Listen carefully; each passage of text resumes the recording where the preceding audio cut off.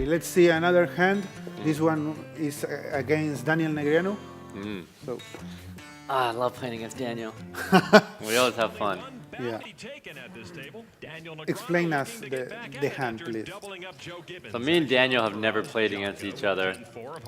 He's heard about me, but we've never played against each other. Okay. So yeah, let's see here. You open raise any hand. Okay. We have a very soft table, a lot of weak players to my left, and I have position on Daniel. So even if Daniel knows that I'm playing aggressive, it's very tough for him because he's out of position. Okay. So, because I'm under the gun. We're only, I think, six-handed or five-handed maybe. So yeah, players to my left, most, I think two weak players, one strong player. He thought to 3-bet there, no? Sorry? He thought to 3-bet there? Yeah. Yeah, so now I have a gut shot. Yeah. So I have a gut shot and a backdoor flush draw, so I'm happy betting. Maybe if he has some ace-4 suited, ace-5 suited, pocket 5s, pocket 6s, he has to fold all these. And now I think I remember his stack size was the perfect amount that if I bet the turn, he has to go all in or fold. And it puts him in a very tough situation for his tournament life. And I know Negreanu really values his tournament life. But if he had a king, he always check in turn. Yeah, I think if he had a king, he would check the turn and he would go with it. So you go to your gut shot. Yeah, but I don't. My read was just that he had a type of second pair with a gut shot or bottom pair with a gut shot, and I know Daniel hates being wrong. He doesn't like getting his chips in and being behind, and he's very confident and prides himself in making the right read. And I just know that he wants to know more about Faraz Jaka before he makes a tough all-in, So his stack size was perfect, that if I bet this amount, he cannot call, it's all in or fold, and he wants more information before he makes a risky play like this. So yeah, I mean, it's just, it's kind of like sometimes a pro has a disadvantage against a new player because I know a lot about him and he knows very little about me.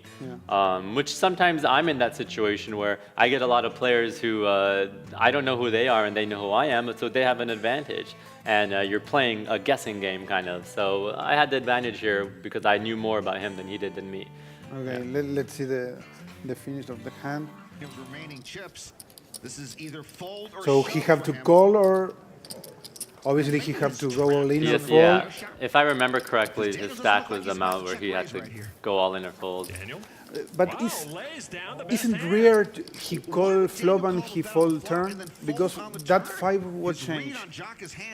Yeah, I think he's just assuming that I would give up at this point. Because why would I try to make him fold a hand that's second pair with the gut shot?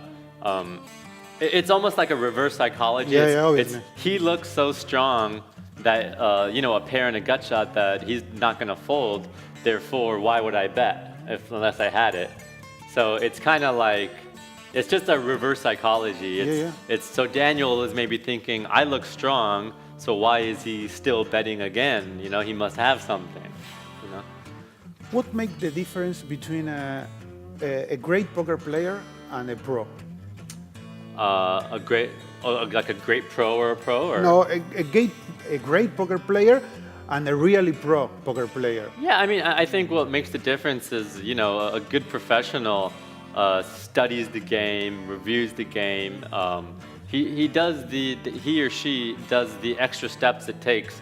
Like I said, some people just go and play poker and they say, I'm a professional poker player. They go and they play poker. That's one part of being a poker player is playing. The other part is studying, reading books, reading forums, studying videos, talking with friends, writing down the hands, and also your lifestyle. So like I said, it's very important that you eat healthy before you play and you exercise and you make sure you're mentally strong and physically strong. You're sitting for 12 hours. So playing poker is one part and there's many other parts. And a professional and a great player gives value to all the other aspects as well.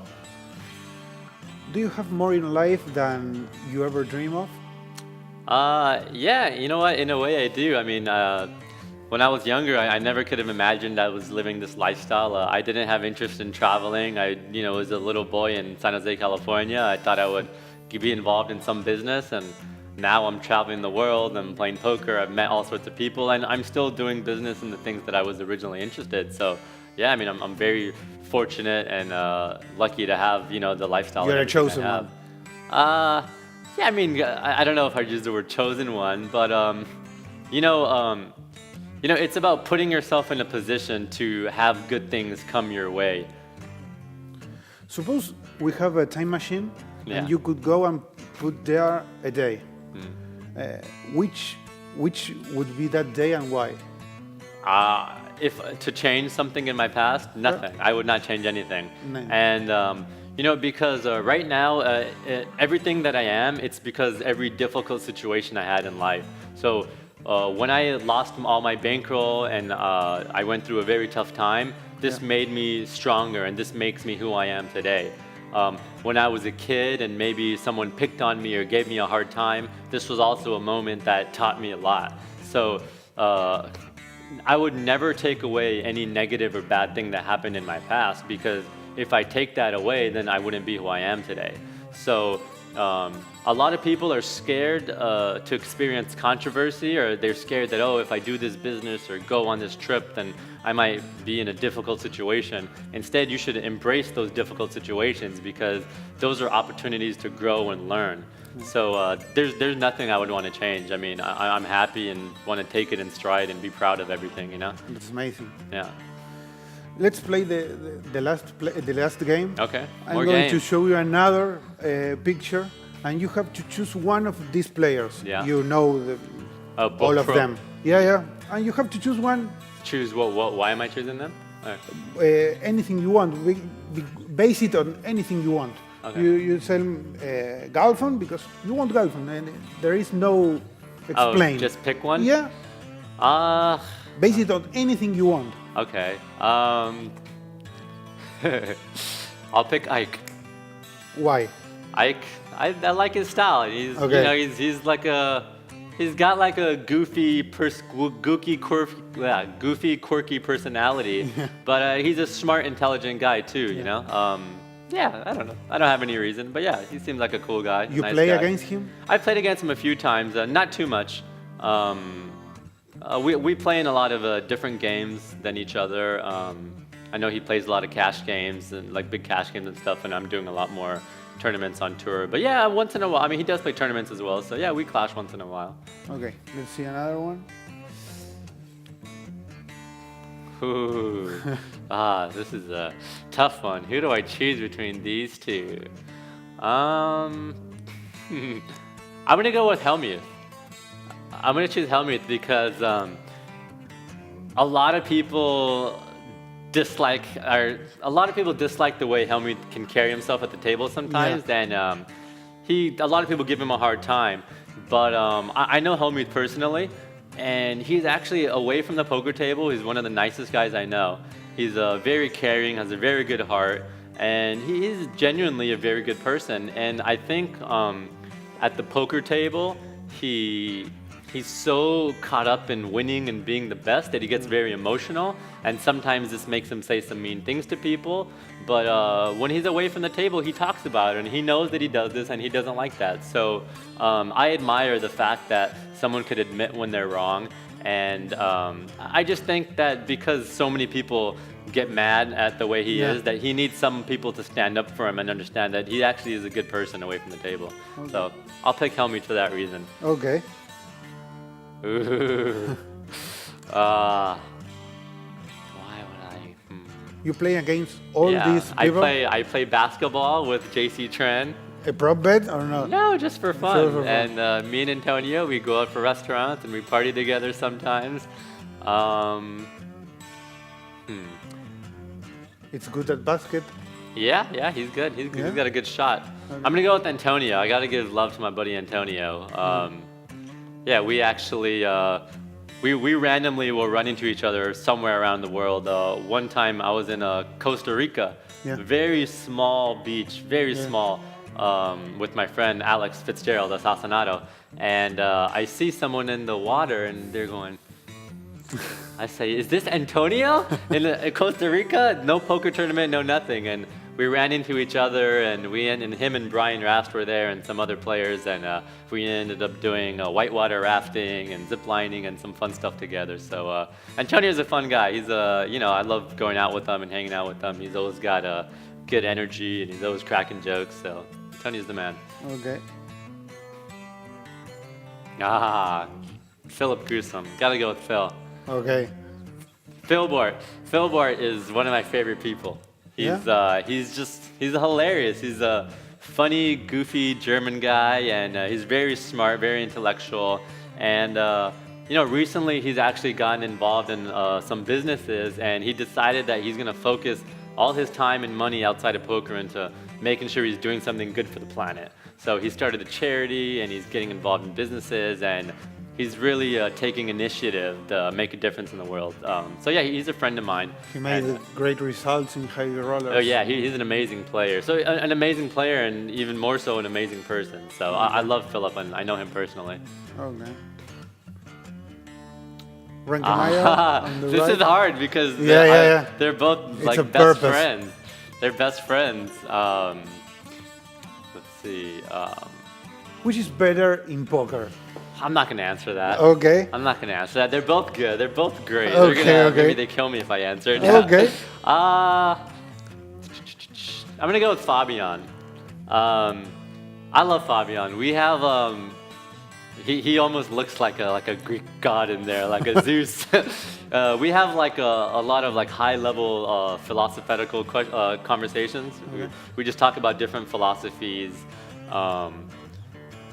Just like traveling, life, money, happiness, marriage, like anything. And we talk about them and analyze them. And he's a really smart guy, and we have a very deep conversation. So I really like Fabian. But Tobias is awesome too. We share a lot of similarities as well with meditation and this type of thing.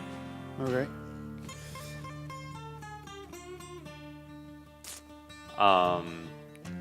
I'm definitely gonna go with what's his name? Patrick Antonius? Yeah, Patrick Antonius. Yeah? Yeah, he's a cool cat. I actually, to be honest, I don't know either of them very well. He's just I like that he comes and plays poker and does his thing, and then he has his life outside of poker. At least what it seems like to me, He doesn't get too involved in kind of some of the silly, immature, and bragging and Poker some of the people things that that- some of the other poker players can do. So he seems like a nice, cool, friendly dude. Yeah. Did you play cash with Tom Dwan? Or No, I think I've played in a tournament with Tom Dwan maybe once, like very little. But actually, both of these players I know very little. I have not played with them very much. Okay. We have 3 more. Gotta choose myself. If you don't love yourself, then come on. Phil Ivey is obviously awesome. He's the man. I recently became friends with him, and he's a really nice guy. Yeah. It's interesting because sometimes when you don't know of course Phil Ivey is the biggest name in poker. So many people say, oh, he's like this, he's like that, he's a great person, he's a bad person, and everyone has all these things to say, or oh, he thinks he's better than people, or oh, and once I actually get to know him, you realize that you don't know what it's like to be this person and to be in the situation that they are in. And the more I talk to him, he seems like a really nice, genuine person. So He's tough on the table. Oh, he's definitely tough on the table. Yeah. And he's of course been one of the best players over the years. And someone like him is in a very unique situation compared to other people. Just being in the spotlight and the involvement with Full Tilt and all these other things. So great guy though. But I gotta show love to myself. Okay. Right? You have to love yourself before you can love other people. Okay. We choose Farashaka too. Yes, thank you. Ben LeFew, how do you guys have him on here? The man, awesome. We need to take a picture of this. We need a. Yeah, we are going to do it. I need a screenshot of that right there. Okay. Can I Who take is a him? picture? Yeah, for sure. He'll love this. Let's pull that up. Can we pull that up? I take a picture from here. Yeah. My friend will love that. Ben LeFew. Who is him? He is, let's see. He play? Ben's one of my best friends. Yeah. He was my, he was like I was saying, he was my rounding partner. You know, like you have Mike McDermott and Worm in Rounders. Yeah. That's me and him. Yeah, okay. So I met him in a poker game, and in college, like a $10 dorm game, and he says, "I've never met a player, you know, better than you." And I said, "I've never met a player as good as you." So we start talking strategy, and we become friends, and we make our own game, and we've traveled to casinos. We went to Vegas. We play online, and we would find different games on campus every day. And well, after we beat the game, we need a bigger game, so we find a new game. And yeah, we just ran around school, ran around Illinois actually, rounding poker games together. And where is he now? He lives in Playa del Carmen in Mexico. And he's a poker player? Yeah, he plays online. He doesn't play. He doesn't play many live events, so he's not known on the live circuit. Yeah, He comes and plays the World Series of Poker main event. But mostly, you know, Ben likes the simple life. You know, he likes to sit in Mexico. You know, he could, you know, be comfortable, like walk to the beach every day. He's got an awesome girlfriend there, and yeah, he's just living a comfortable life in Playa del Carmen. Okay, we have the last one. Andy Seth. He was also my roommate from college. You guys have done your research. Yeah. Yeah, he doesn't play too much live poker either anymore. So me, Andy, and Ben were actually kind of a little trio in college. You know, we started a house called the Poker House. So we had a 9-bedroom apartment with professional poker players all living there, and we would have poker games. We would play online together, and we'd teach other players. And we started a forum. So we were kind of like a poker fraternity in college, and we had big parties where 200-300 people would come, and the poker house, and of course, you know, we were making money from poker, so we could have nice parties and buy expensive things, whereas most college people have to be very conservative. So, you know, while we were still being young and a little dumb with our money, throwing it around, we were having some fun in college, living it up. Do you see yourself playing 20 years from now, poker? Yeah, I definitely see myself playing poker. I always plan on poker being a part of my life, but how big or small a part of my life, I don't know. Because again, I'm very passionate about business, entrepreneurship, and doing something that's making a difference in the world. So if an opportunity comes my way for me to work on a business, then I may take a little time off poker and pursue that, but I will always play at least a little bit on the side.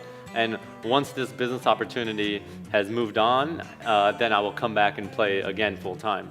But it also, you know, it depends. Right now, the legal situation in the U.S. is very difficult. I cannot play online in the U.S. The sponsorships in the U.S. aren't there. A lot of the big cash games and a lot of these aren't there. So in the next year, there's going to be voting in California, hopefully, on if it will get legalized or not. And if poker gets legalized in the U.S. and is done properly, then much more likely chance that poker is definitely going to be a part of my life. But right now, a few things aren't exactly in my control. So, you know, the way I say is I kind of live my life where I just go where the wind blows me. So I can only plan so much, but I'm just take one step at a time and, you know, go where the opportunities take me. Tell me one goal you have in life and in poker for the next 1 or 2 years. As far as just poker, you know, I'd say I had my one big phase, the time I won World Poker Tour Player of the Year, and I'd like to have one more phase like that. I want to win another Player of the Year award, whether it's Card Player Bluff, GPI, or WPT, EPT, or World Series of Poker, any of those, because you know, there's a lot of people that are successful in poker and they get lucky, and you never hear about them again. And it's not easy to come and stay in this game for 7 or 8 years. So to me, like, for example, someone like Negreanu, you know, sure, he was one of the best players back in the day, and a lot of those players haven't done anything again. But Negreanu, he, you know, just came back and won Player of the Year. He's winning all these tournaments, and he's doing amazing. And I think that's what kind of shows you, like, who are the best players in the world. It's not just who's the best right now, it's who's been able to do it year after year. So I'd like to have another big year, player of the year, or win maybe a very big main event or something like that. Do you want to play the big one? I'd like to play the big one, yeah, the 1 million. It's very hard to raise money for because not even someone with $10 million cannot It's a afford. crazy tournament. Yeah, I've heard some mixed things that maybe they will not do it again because this year was a little bit smaller than last year, and it was a lot tougher, more professionals, and we need more businessmen. But this next year, every other year they do the 111,000 buy-in, and I think this is a better tournament because. Sure, you could have $1 million tournament where everybody has 5–10%, or you could just have 100,000 tournaments where people have more percent. It's the same thing. So I'm happy with the $100,000 being the big event. To finish, complete this sentence. Faraz Shaka, Faraz Chaka is a wild, crazy, unpredictable poker player at the tables. Be careful and stay out of his way. thank you very much. It's a pleasure. Yeah.